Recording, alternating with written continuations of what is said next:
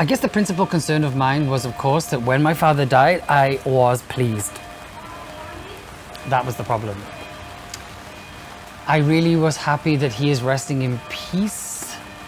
And for someone that really made my life a fucking misery,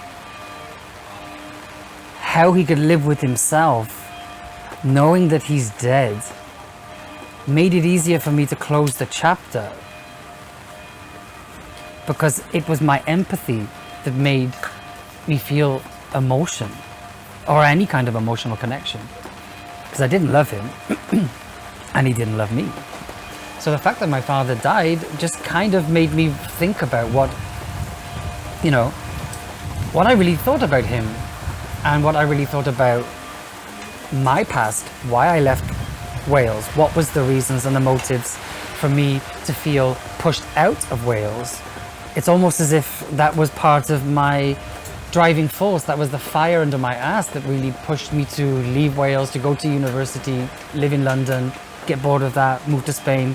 Now I'm in Austria, now I'm in Vienna. It's interesting that kind of running away from that home environment,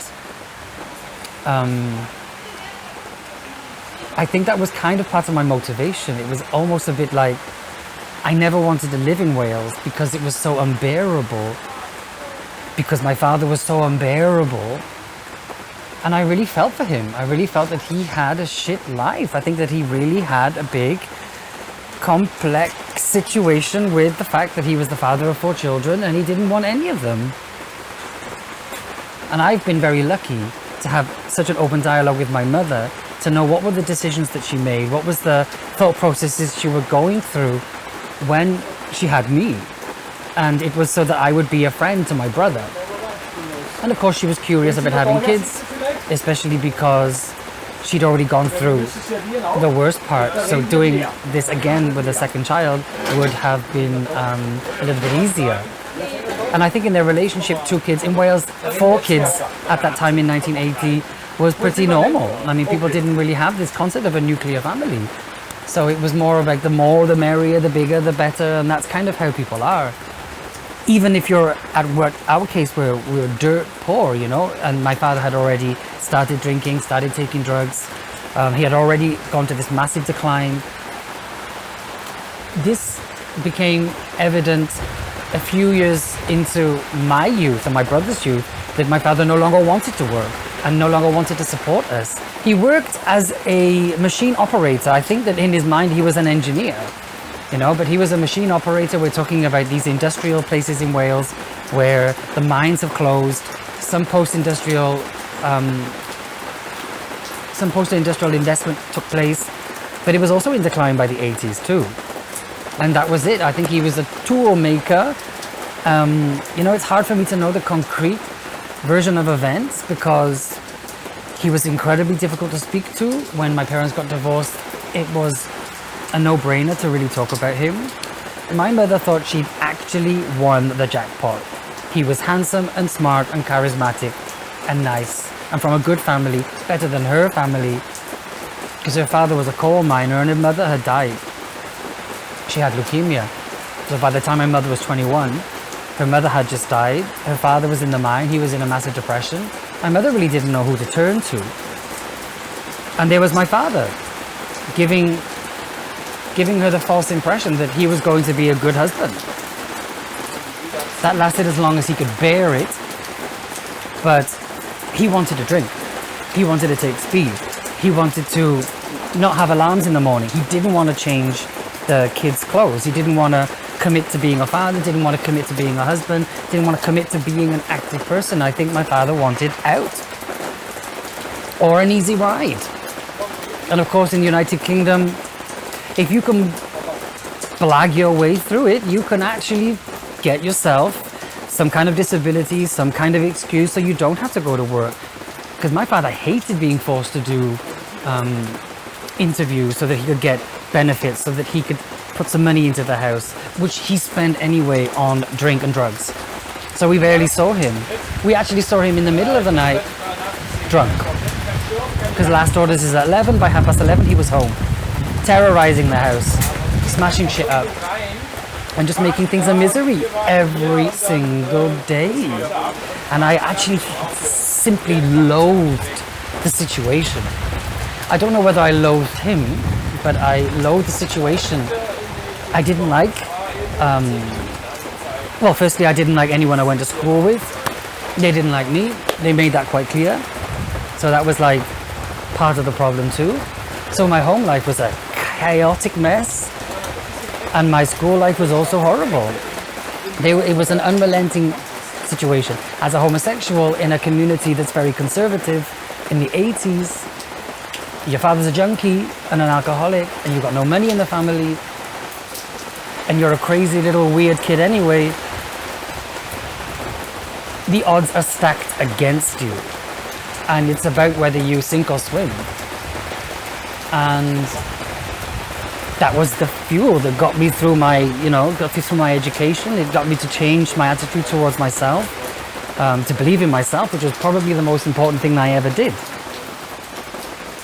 And so I'm actually here because of my father's inability to be a good parent.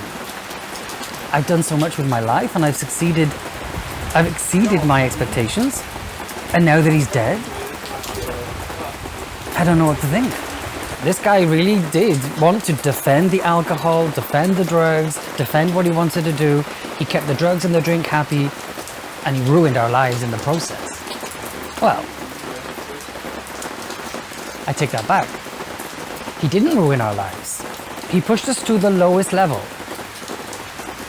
So we had to decide as a family to use his example as a way to say it can't get any lower than this. The only way is up. And so, interestingly enough, as a victim of that kind of a psycho abuse, I feel quite fortunate that that's my story. Because without it, I don't think half of what I've achieved would have been possible. And that's what gives me the opportunity to forgive and forget and move on. You don't really recognize psychological abuse because you're not playing a mind game when you're a kid. Everything is so superficial when you're a kid. So he's angry and that's why. You don't think you've done anything wrong, but maybe as a kid you always think that you didn't do anything really wrong. Or you did think that, it's about affording blame. I found out more about his psychotic behavior much later. It was more the physical stuff that was a little bit more extreme and memorable and unforgettable.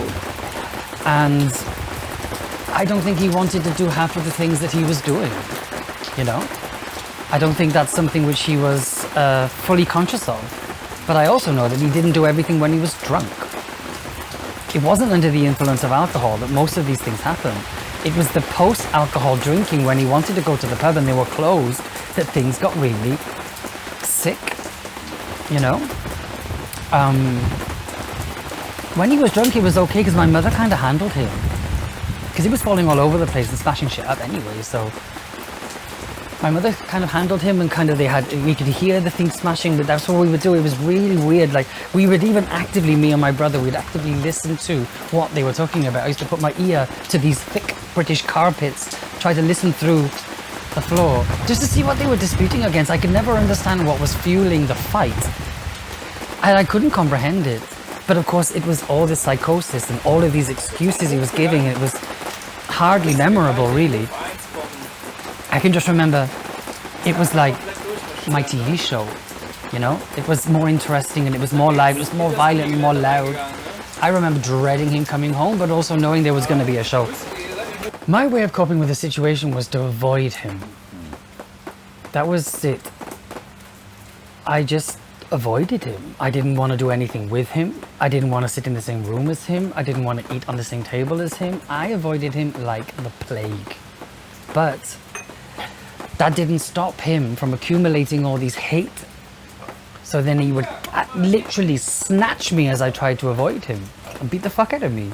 Because somehow I provoked him the day before. Or somehow there was a noise that I made in the afternoon. Or I never really knew the real origin of... I thought I was in the clear many times. Was there anything that made him happy outside of the drugs and the alcohol? Like, was he involved in anything that brought him some kind of joy? Not really. There was nothing, not really, no, because at home it would be, there was nothing at home. He wasn't a very constructive person. He wasn't going to build anything. He didn't have any hobbies. He didn't want education. And we're talking about, 80s, 1980s Wales, sort of this. There's no internet. A book is in a library. An encyclopedia is probably old. My father wasn't really stimulated intellectually. He certainly wasn't stimulated in his free time, because he took a lot of uppers and downers, which was what I learned that when I was a kid. Uppers and downers means that you take amphetamines to stay awake, and you take diazepam, and you take different types of sleeping drugs, some kind of narcotics. I don't think there's anything that gave him any joy except for putting money in his pocket for free, going to get the money from the state with his book. Remember, he was the father of kids and he was unemployed, so he got more money because he had kids. We were just a way for him to increase the amount of money he had for drinking. We were just a convenient way to get more free money. That's the only thing that gave him joy. Cashing those checks and walking straight to the pub. And then when he got drunk, he didn't have joy anyway. There was that micro moment. I think he just wanted the free money. That gave him joy. Getting something for free. Being a freeloader. I think in his way, I still don't even know what he thought about me as a gay adult. I know as a gay kid, he absolutely despised it. He thought that I was creating more embarrassment. Actually, he was more embarrassed by me being a queer kid, or allegedly queer kid, than the tons of scenes that he used to create. He completely forgave himself of all the nonsense that he did, and psychologically fixated on the fact that as a gay baby, I had somehow let him down. Yeah, it was a weird dynamic.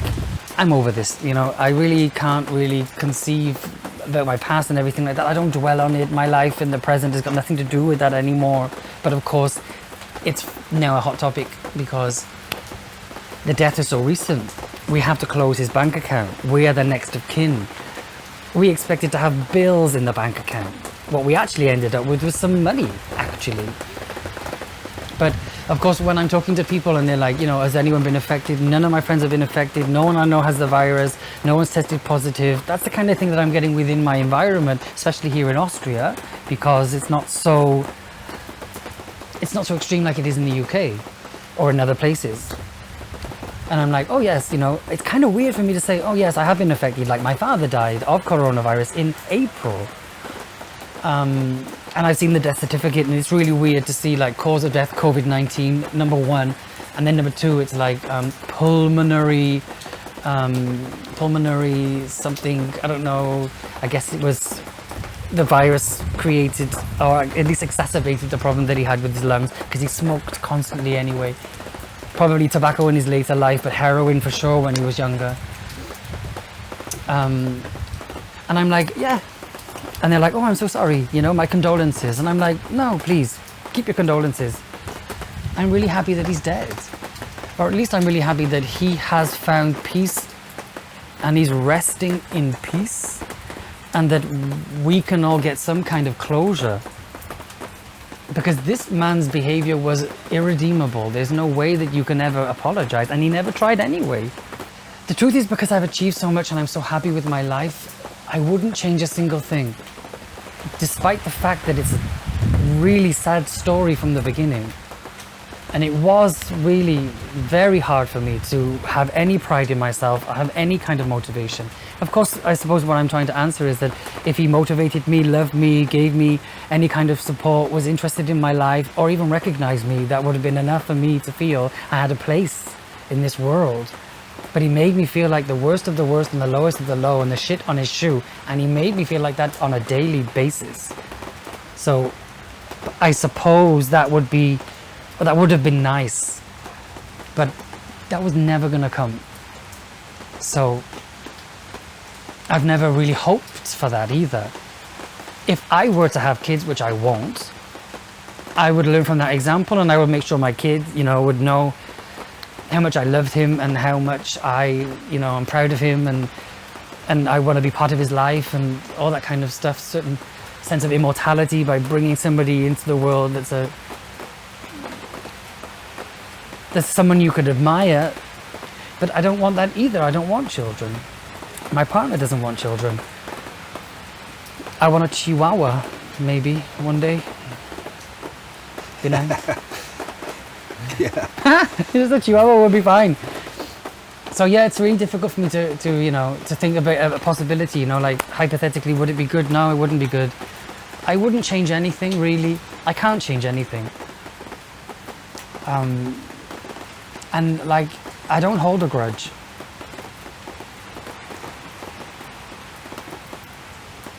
If there was one kind of last thing that you could have said to your dad before he died, what do you think you would have wanted to tell him? Well, there's two versions of Dale. There's Dale after a coffee and there's Dale after a couple of pints. Which one do you want to hear? Both, maybe. Both. If it was Dale after a coffee, I would say, you are a victim of your time and I forgive you. You are a victim of your time and this is not a world that you belonged to. And your lifestyle, we don't have that in our lives at the moment, where you can just do what you want, have as many kids as you want, but take no responsibility for them and just sort of wait for free money to come for the government. You've got to be a father and you've got to make those commitments, and you didn't. And you weren't prepared, and I'm sorry for that. Maybe you could have used condoms or something like that, who knows, but then I wouldn't be here. But that's what I would say. I think he was a victim of his time. So yeah, I feel pity for him. I hope, we live in a society where men in similar situations have either the right level of care necessary so that they don't have long-term impacts on their family, and there's also that sort of right level of empathy so that they can somehow find their way back into the relationships of the lives that they've destroyed. Because I don't think his last breaths were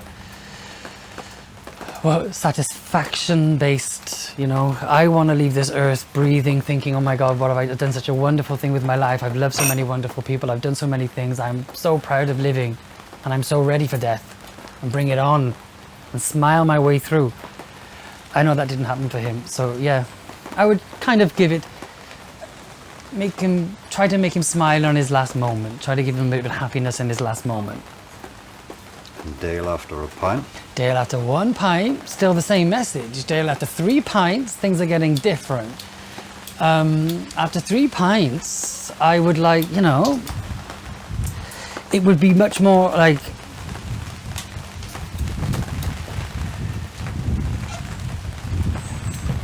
how complex and how long can you sustain the psychological torture on your kids?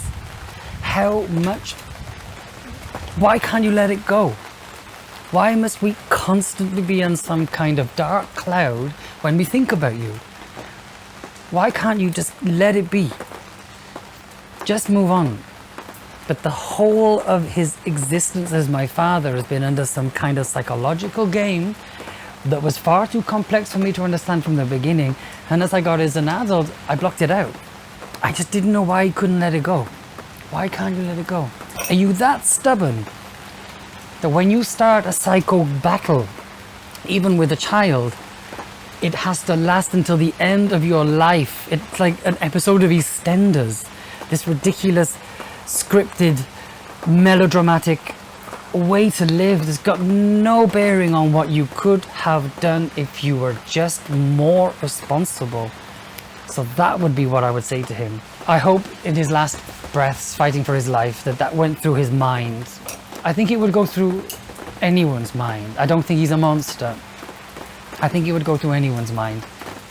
I think that's why he sent the cards. I think there was a seed of doubt that he'd not handled this well, that he had wasted his life and produced 4 fantastic people that never wanted to... We never recognized him.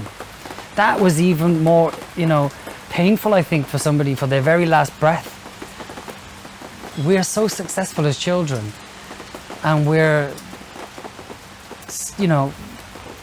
so happy and self-contained and confident and ambitious and smart.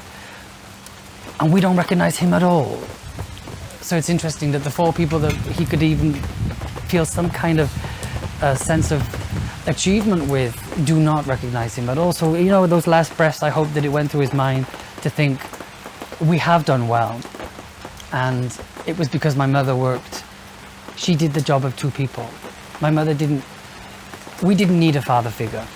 What we got was a mother who did both roles so well that it made us very solid despite everything. And I wish that maybe in the last moments of his life that he thought he did choose the right woman and he did make great kids. And maybe he, just by accident, just because of the way things are,